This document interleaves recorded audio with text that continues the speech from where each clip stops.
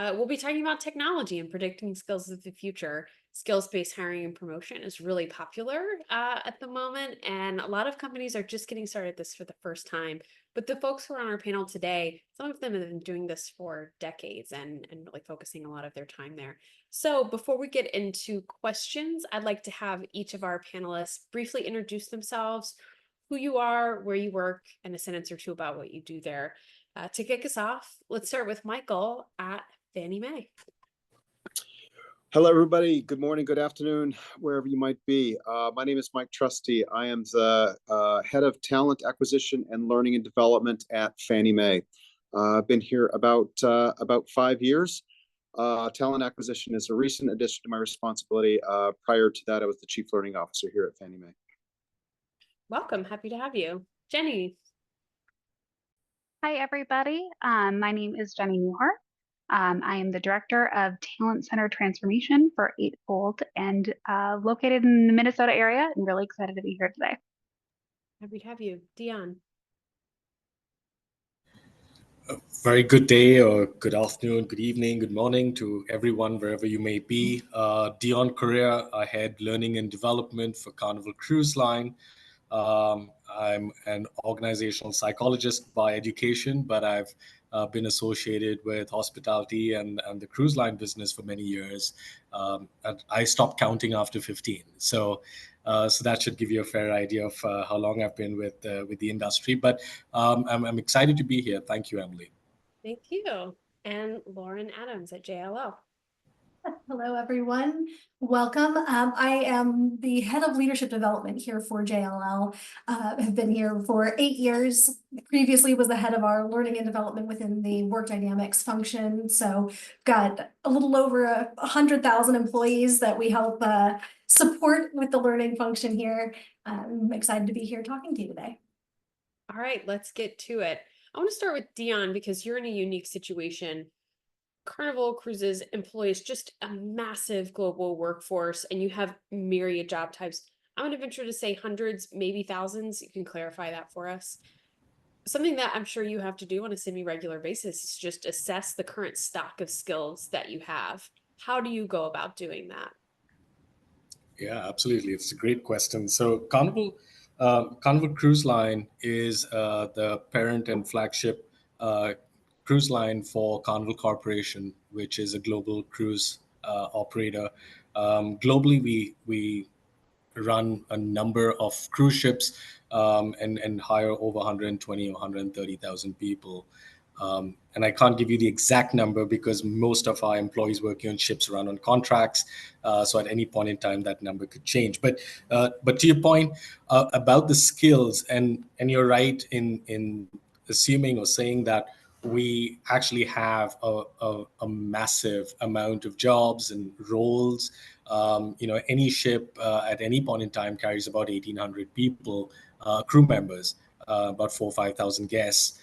So we basically manage a skill inventory across all positions, and these could be all different kinds of skills. They could be technical skills, industry-specific knowledge statements, soft skills, leadership skills, etc.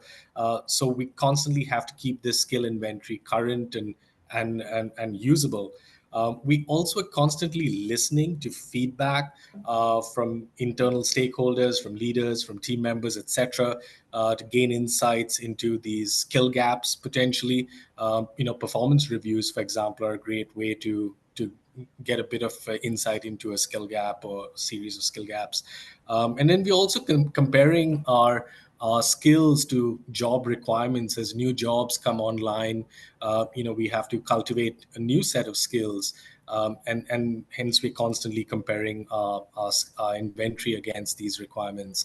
And then, of course, our training and development plans are very integrated into the skill development and the capability development process.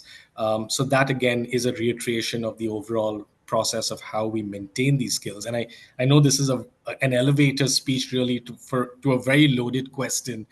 So I hope I'm trying to touch on all the important points here. But at Carnival, we also are very keen on continuous improvement.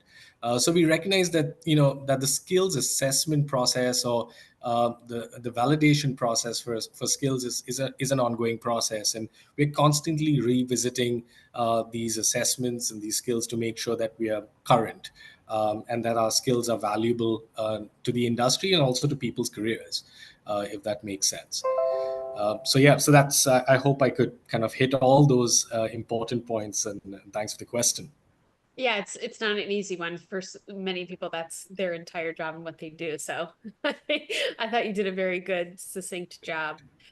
Jenny, when we had the chance to talk before, while we were preparing for this discussion, you mentioned something called job-centered design and something called talent-centered design.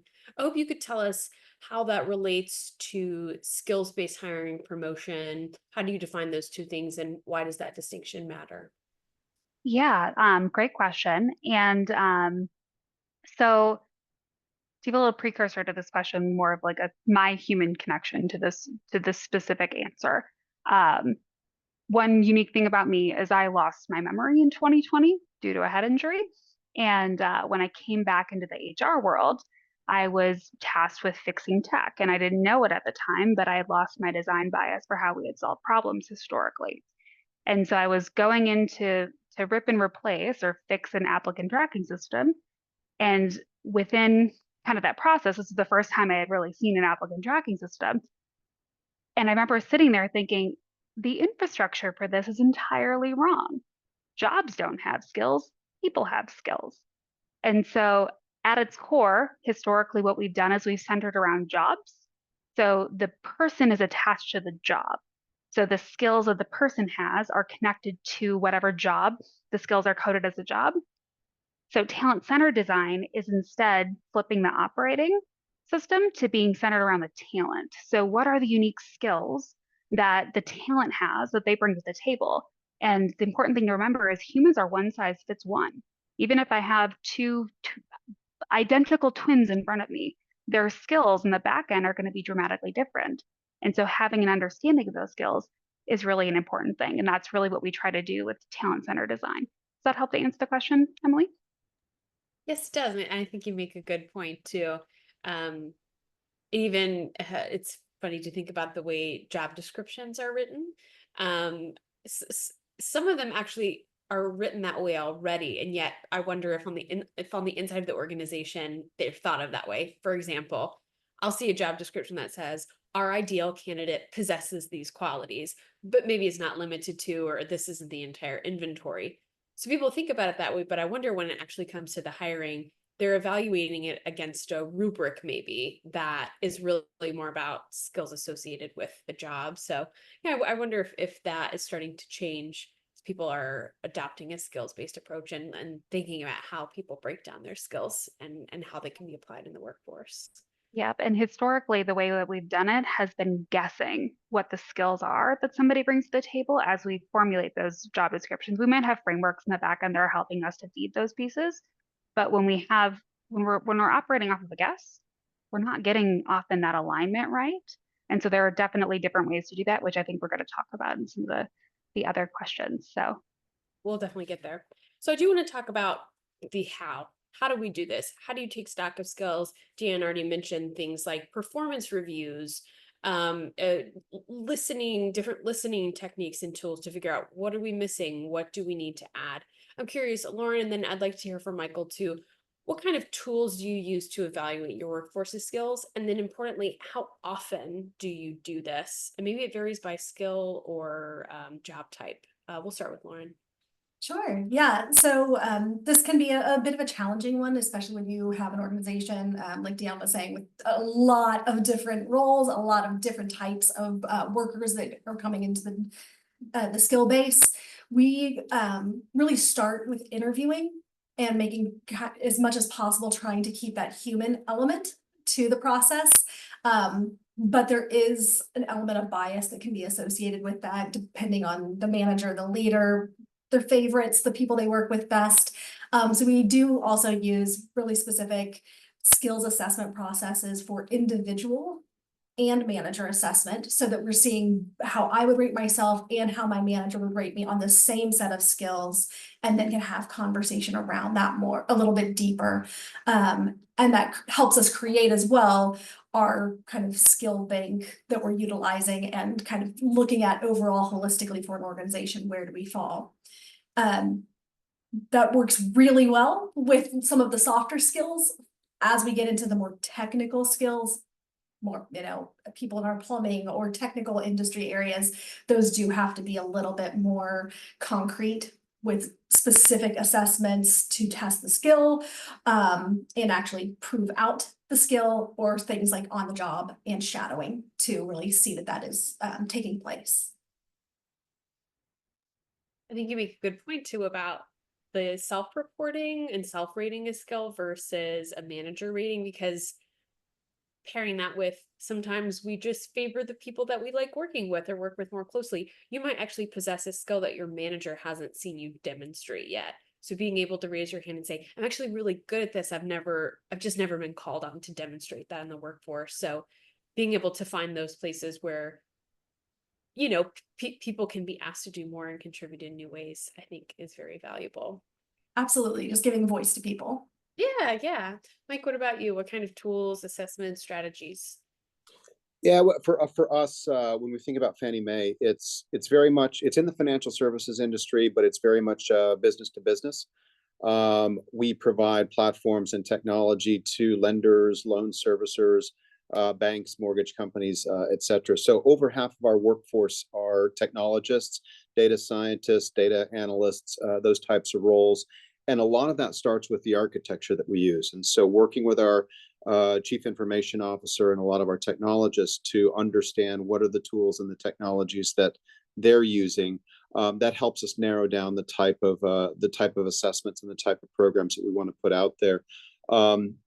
We have a lot of technical assessments and application-based, lab-based systems in our learning platforms, and so we use those to help our employees kind of guide their own development journeys and manage that. But it's sponsored by what's going on in the business and what the needs are. And then we've had some good success the past year and a half with badging. And so as we try to implement new technologies or new approaches, whether it's AWS cloud or some of the AI and some of the technology stuff, we'll put together learning badges around that to really guide people in the way we want them to use the technology, how we want them to apply the technology, and then those badges in turn help them in terms of their own career progression and their development. And then last thing I'll say, it's the good old traditional individual development plan. We are very aggressive in terms of pushing those. And sometimes the simple things like that that can help as well. And we're fortunate that right now we've got over 75 or 70% of our employees have active development plans that are helping guide their learning. Yeah, this seems very consistent as well. Well, we're here, of course, to talk about predicting skills of the future, which is difficult, and no one's gonna be able to have a surefire way of doing this. But I am curious to know how you guys are going about it, what you think are the best ways to do it. So, Jenny, how do you predict what skills a given workforce will need in the future? That's so hard. I think a lot of employers 10 years ago weren't thinking about something like engaging with artificial intelligence and that their workers would have to do that. How do you see something like that before it arrives? Yeah, so how do you predict what skills a given workforce will need in the future? At its core, you have to collect the dots to connect the dots. And what I mean by that is, first, you have to start with putting that mirror up to the human and helping them be able to understand what skills do I have today. And ideally, that mirror is embedded in the flow of work. So we're constantly adding to those skills, because it's important for anybody who's listening to this call. The only time your skills are static as a human being is when you're dead. It's a little bit morbid, but it's true. From the moment you're born until the moment you die, you're constantly adding and evolving skills for who you are, right? So that constant, continuous cycle is something that we have to have awareness of. And so when you have data that's collected and connected the dots, right, we can start to see trends where new skills are starting to rise or skills are starting to fall, or also skills are less future ready, right? With the development of artificial intelligence. There's some roles that are moving more to automation. And so if I have awareness to those skills that are potentially at risk, I could ideally change those out prior to the need for having a reduction in force. So it all kind of comes down to this concept of you have to collect the dots to connect the dots. And so once you do that, again, you're able to kind of look at the industry, the market in different places to be able to ensure that you sharpen them to get those right. Mhm. Curious if any of the others here have a specific strategy for looking ahead, forward looking, something that maybe is not even in your workforce yet, something that, Lauren? Yeah, I think, some of the things that we try and really do is go out and do some industry research in other areas that aren't our expertise. What's coming in a completely different area other than corporate real estate that people are talking about? Could that have a future impact on our workforce? Could there be an area where we're gonna be called on to do some of those things, or people are gonna make an association between what we do and how that's done, and trying to utilize that as well, to just predict a little bit of where we could see some updates coming. Yeah, you're working like a journalist. You have your beat and you think, here's a world event. How does it apply to me? Like, how's it going to affect commercial real estate? What's coming next? for Absolutely. Our business. Yeah. Michael, I saw you nodding your head. Did you have something in mind, or was that just an agreement? It was very much an agreement. I'm fortunate to work with a lot of people that are much smarter than I am, and so I just try to talk with them and listen. I think one of the things that we're trying to do, particularly in the AI space, we hosted an AI expo. So we're in the DC area, Northern Virginia area as well, and we hosted an AI expo open to all employees, just to the point to try to demystify it, to try to not treat it as a threat, and to try to build on employee curiosity, and encourage them to embrace where we're going, and to start to develop those skills, and not approach it from a perspective of fear. I think curiosity can be a great catalyst for learning, and so we're really trying to get that curiosity and make it a positive experience instead of a threatening experience. Yeah, and rewarding that as well. People going to seek out new skills and new information. Skill mapping is sort of an old school HR practice, HR term, but it can be very valuable and has implications for future skill development as well. Lauren, I understand that you do some skill mapping. How do you go about this? How are you using data to build those maps? And how does that factor into what kind of skills you want to have in the JLL workforce in the future? Absolutely. Yeah, so this is one that, it's been around for a while with a lot of skill mapping. But I think it comes really for us back to a lot of what Jenny talked about as far as the mapping to talent rather than to job descriptions. So the starting point for us really has been going through and globally aligning a job description for the role based not on how it's done in this region or that region, but what are the critical requirements? What do we have to have versus what is just in there because that's what we've always included. Starting with that deep review and then taking it kind of to the next level of saying, okay, the skills that we have as an organization have to be consistent. So we're not going to have a bank of 10,000 skills. Sure, those are out there, but we no longer need to list things that we used to list, like, can you use a computer or your experience using Microsoft products? Those used to be skills you had to list. We're not asking that question. That's not a requirement. That's an assumption we're going to make. So keeping a consistent list that you can manage and keep narrow, and then build from there. So as we need to deepen it, we can for specific roles, for technical skill needs, or specific certifications, but really looking at it to say, when we talk about the skills needed for you to accomplish a role, it should be about 5 to 7 skills, not 50. This is where we need to focus in and make sure that you have these capabilities that can help you really be successful in this role. Just think about how much more approachable and accessible a job description looks when there are 5 to 7 skills listed versus 15, 20. There have been different studies and at different times. I think the first one was an HP study where they looked at the differences in men and women being willing to apply for a job. And for men, the threshold was something like 60%. If they felt like they qualified for 60% of the skills listed, they would apply. Women, they tended to apply only if they met all of them. So when you can narrow that and be really specific in the skills that you are looking for, not only is that a better job description, you're probably actually going to open your talent pool a little bit more to people who are really qualified to do it, rather than just for these different extraneous skills that might not have been relevant in the first place. Yeah, absolutely. Dion, your company often has a lot of very a need for hard to find skills.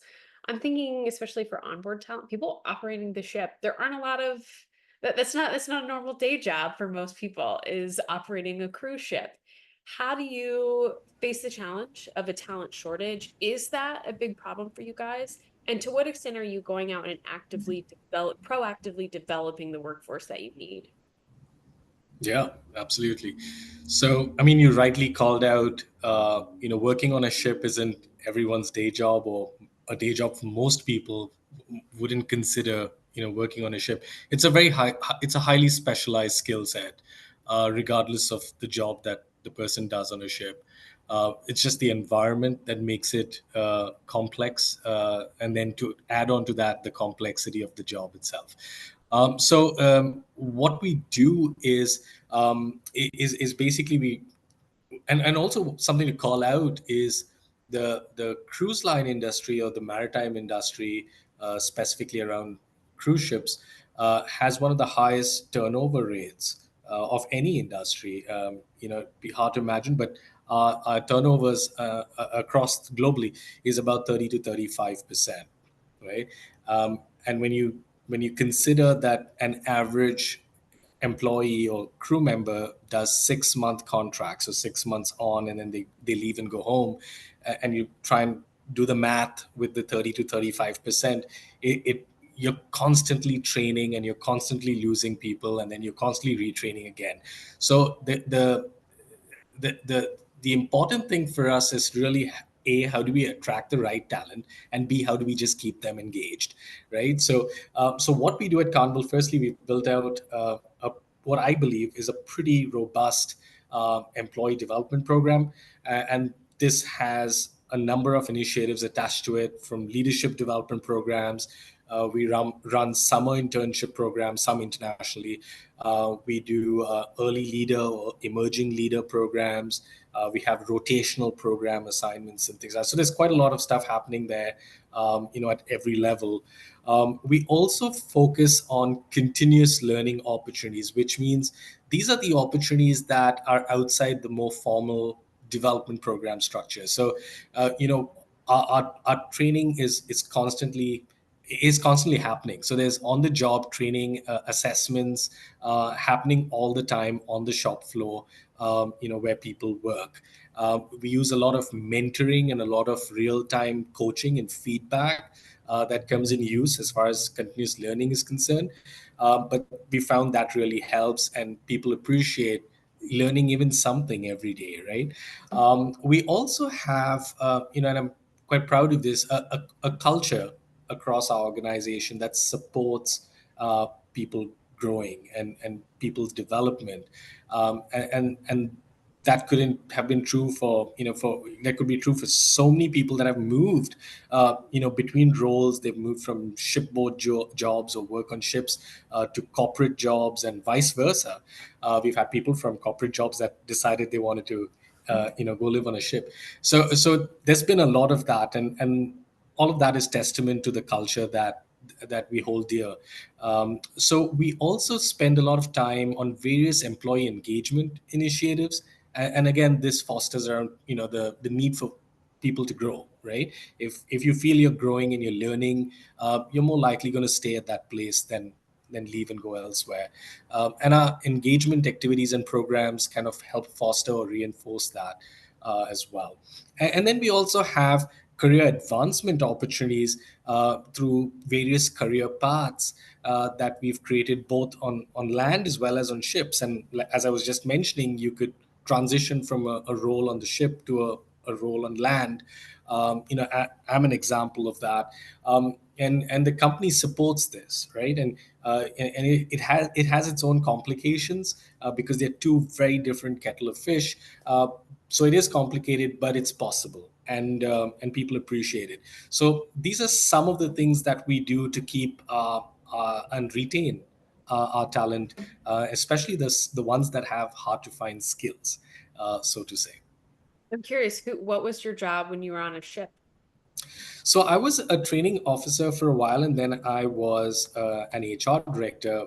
It's not the comparative of an HR director on land. It's completely different. It just sounds similar, but you're more of an HR officer, and it has a steep compliance and a regulatory angle to it, and you're doing some employee relation stuff, and yeah, fun never ends when you're on a cruise ship.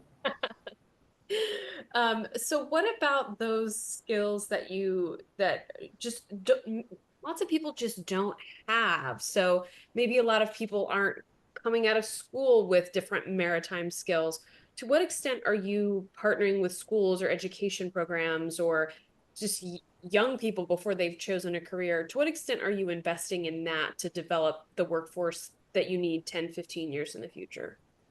Yeah, absolutely. So exactly to your point, it's very hard to find talent at the scale that we need.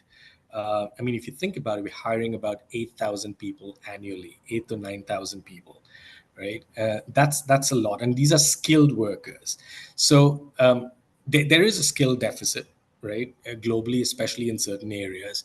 So what we're doing now is we're trying to cultivate this talent at school level. So at a very early age, closer to even before they graduate, they've already made up their minds. They want a career, in the maritime industry, and we partner and work very closely with the schools, to get their curriculums aligned to what we need. And then we continue that education process when they come start working for us through various other programs and initiatives.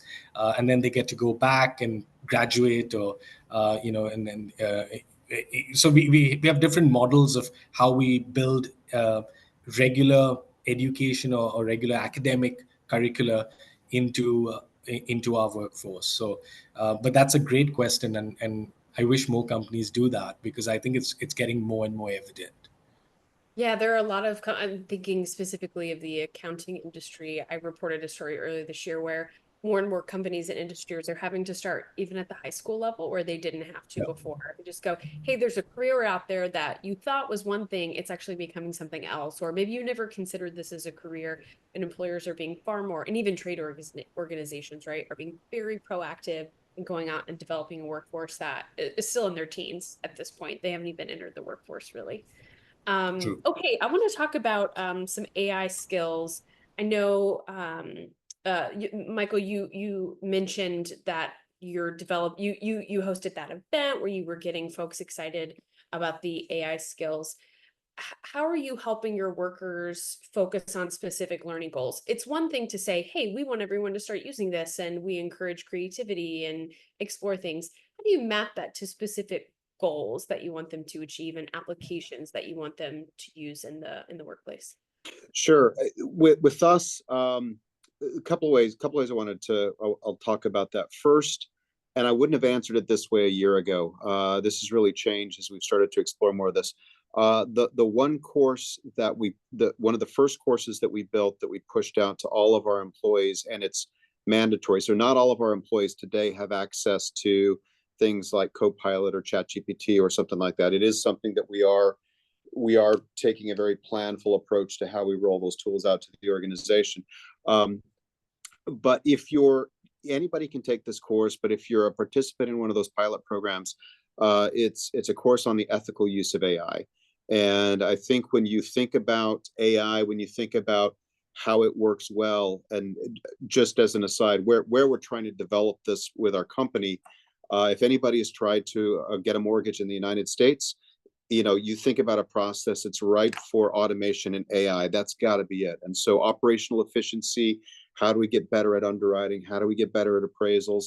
Lots of opportunity that our organization is working on there. But you have to do it in an ethical way, and you have to understand what AI can do. You have to understand what AI can't do. What it means to be a good prompt engineer. Again, a year ago, I thought that was a ridiculous job title. Today, that is a core skill, and we've started to roll out some programs on what that looks like. But also, how do you understand when you've written a bad prompt, or you've asked a bad question, or created a bad query that then causes some biased information, or for the AI to, they call it hallucinate, which then can lead you down a very bad path. So it's not just the technical piece. We're using, a lot of what we're piloting is in the technical areas of our organization to help our coders work faster, to help our analysts and data scientists do better. But you can't take the human out of the middle of that. We have to ensure that our people have the capability to make good decisions and be able to use that data in an effective and fair way, and not succumb to some of the biases. So it's really, interestingly, it's a balance of some of the technical stuff, but also ensuring that it's still the human that's making the decision. It's still the human that's driving things, and we're not letting the machines kind of run the business, so to speak. Learning how to be a prompt engineer just reminds me of being in university and sitting down and learning like Boolean search. Do you remember that? Yeah. And at the time it was like, whoa, this is this is amazing. And we're just in a new phase of that. And the answers we're getting back are even better. If I had to predict today, I think Emily, people with your background and your profession that actually can write, they can put a noun and a verb together to make a sentence, are going to be the coders of the future, because your ability, since a large language model is trained on language, to be a good prompt engineer, you have to understand language. It's not just Python coding or R coding or something like that. It's as much the language piece as anything. They heard it here first. Lauren, from your perspective, how do you keep your employees forward thinking about their own skill development? Picking new things, introducing new things to the business, pursuing it themselves. What are your strategies? Yeah, so, we really want to make sure that Michael touched on a little bit, but individual development plans are a real priority for us, and that those regular ongoing conversations are happening between managers and their teams on where do you want to develop. We ask people to put that into our system, like actually formalize it so that we can then go search it and create content around those things, or make sure that we're providing and identifying outside content that's going to address them. And then it's one of those areas where we've had to help people think about the next level by curating some kind of what's next, the future of this role training series that we market to people. If you're currently a facilities manager, what's the future of that role look like? What do we see? And have some of our C-suite come in and hold roundtable sessions to share with people. We see that this is where it's going to evolve. If you want to continue to evolve, here's how you can start thinking about your next skill development and your next ways to continue to improve and really stay relevant and on top of your game with the position not only that you have now, but maybe where you want to be going in the future. So it's a little bit of finding that balance between the actual training for people and providing them learning opportunities, and then just marketing the need. Right? We know these things are needed. We really want to support you. Please go out and dive into where you can continue to develop and what you want for your next step. So a little bit of a cheerleading along the way. Dion, you mentioned folks going from ships to land and vice versa. Do you often have folks raising their hand saying, I want to transition one way or another with a specific job in mind? Or is it, I want something new? How does that typically go? I wouldn't say it's all too often, because someone who chooses to work, on a ship has really made up their mind to work on a ship. It's seldom, and one of those things that you step on a ship and then want to change your mind about. But we do have some jobs that are transferable. We have, and again, based on capability and skill sets, there's a significant number of skills that can be transferred, especially if you have the educational background, etc., which many people do. And again, depends on what the job offering is on land, and if it requires that sort of skill set for someone to be coming off from a ship. If it's an operational role, you want to have someone from the ship because they understand the operation very deeply, right? But if it's a generic role like I don't know, corporate finance or something, then that might not really interest even someone who's working on a ship. In fact, they'll find that also boring. But with no offense to anyone who's in corporate finance, but it appeals to a certain type of individual, and it's not for everyone. But yeah, to answer your question, the short answer is some people choose to transfer between jobs and most people don't. The two most interesting people I know are jugglers on cruise ships around the world, and it's a very different kind of lifestyle. They don't really ever have a home. They come home and stay with family occasionally. Yeah, it's we see them every 18 months or so. Jenny, for folks who want to get started with a skills-based approach, I want to say approach, sometimes that's hiring, sometimes that's moving people internally, sometimes it's just how you help someone's career develop. Where do you recommend that they begin with this? Maybe what questions should they be asking? What processes should they be probing, reevaluating? What's your take? Absolutely. So, in my role, I get to come alongside of very large organizations who are adopting a skills-based approach. And one of the big things that we frequently tell these organizations, like Netflix or Starbucks or Activision Blizzard, right, is begin. It's not about, like, you're never going to get it perfect, but you got to start where you're at. But the most important piece is understanding that unique problem that you have, like what's on fire, not necessarily actually on fire, but what's really important to your organization. Is it, for John Deere, it was electrification. For Activision, it was being able to look outside the box at talent. So they needed 3D modelers, and they couldn't find those within the gaming industry. And so leveraging Eightfold, we were able to understand the unique skill makeup of what the right person looked like, and then actually go find that person at Invisalign or the people who do 3D modeling, and they were able to then go out and attract those people back in. And so the common thread with all of this is people have chosen to begin from where they're at, and started. And a skills-based approach is not something that you should ever be done with, because continuously improving is something that should be continuous.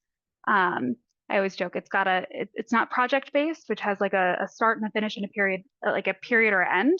It's a program, something you choose to begin, and there's always that comma at the end because you're constantly going to iterate and elevate and continue. So the most important thing is start. There are a lot of organizations out there that can help you begin, but making this shift, like, to operating around talent instead of operating around jobs, it's important. We haven't historically helped humans understand their skills and where they fit, what opportunities they have, and being able to put that mirror up in front of that human and help them see their paths is a really important thing. It's why a lot of us got into this world too. It's like, how can I find the right person? How can I think outside the box to what good looks like? When I'm looking at, a lot of people are afraid about AI, but I always challenge back, like, the most impenetrable black box is the human brain. I can be hungry today and make a very different decision for who fits from a talent standpoint than I would tomorrow. And when we're talking about something as critical as like who fits in a role, we want to make sure we have guardrails around that to help us make the right decisions. And now I'm monologuing, but that would be my answer: is to get started, just start. No, that's wonderful. I'm sure the folks who did 3D modeling of teeth were quite happy to try something in the gaming industry. I mean, not that 3D modeling teeth wouldn't be great too, but they may not have envisioned that for themselves either. And that's the thing. Often our talent, they don't know how their skills might fit somewhere else. And so it's really important on the skills journey to not only put that mirror up to us as a company for figuring out who outside the box might fit, but also putting that connection point to the talent as well. So they can see their skills and how how they fit or how they are aligned to a specific role. And that's how we get really high conversion rates for traditional people who are looking for that 10 out of 10 match, right? If I can actually show you, here are your skills. Sometimes the naming conventions that you think you have aren't necessarily the naming conventions that the organization's using. If I can show you you're a match and here's how you're a fit, the conversion rate to those roles is a lot higher. And so you see a lot different pools of people that are coming into those roles too, which is great. Yeah, and I would imagine more tangential skills than you would get otherwise. So if you're in the gaming industry hiring folks who have always been in the gaming industry, you probably have some really good engineers and modelers, but you might not have people who've worked in a totally different industry, having to answer different types of questions, different problems, different types of teams. And I would imagine you end up with a stronger mix of people there. Well, Absolutely. we're at the top of the hour. I want to thank our panelists very much, Dion, Mike, Jenny, and Lauren. Thank you so much for being here and for sharing your knowledge with us. It's much appreciated. And I'll hand it back to Steve at From Day One.